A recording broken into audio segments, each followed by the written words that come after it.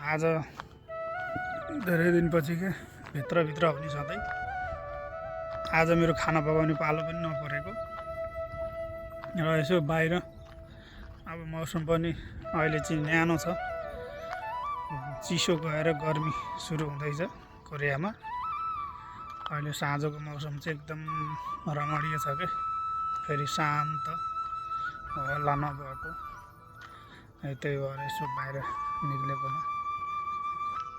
हजुरहरूलाई एउटा कुरा देखाउँछु है। कोरियाको गाउँमा के ल हेर्नुहोस्,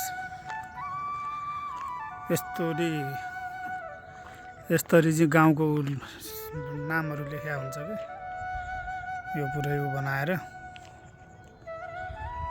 ल यो यतापट्टि कोरियनमा लेखेको यता यो जापानिजमा हो कि चाइनिजमा हो, जापानिजमा हो क्या हो, यताको हेङ्गोल सिसल छे हेर्नु कि के हो, पढ्न पनि कति गाह्रो बनाएर। यस्तरी प्रायः गाउँहरूमा यस्तै नामहरू लेखेको हुन्छ कि ढुङ्गाको उसमा यो बनाएर, कस्तो राम्रो देखिया नि। त्यही भएर यस्तो छ ल।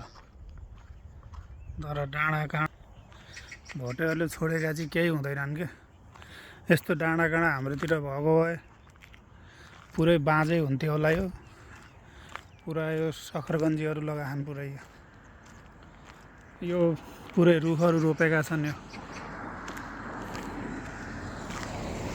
बल्ल एउटा गाडी आयो यहाँ, रुखहरू रोपेछन् बाँझो चाहिँ नराख्ने के। आज चाहिँ कहाँसम्म पुगिन्छ त हिँड्दै हिँड्दै, धेरै टाढा त पुगिन्न, वाकिङ गरेर त्यही 1 किलोमिटर जति चाहिँ हिँड्नै पर्यो। यो ब्लग बनाएको मैले कस्तो देखिरहेको छ हौ।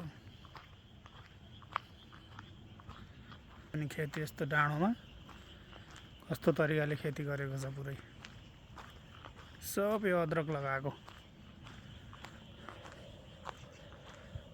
सुनसान छ, चराहरू कराइरहन्। अब साँझ पर्न थाल्यो।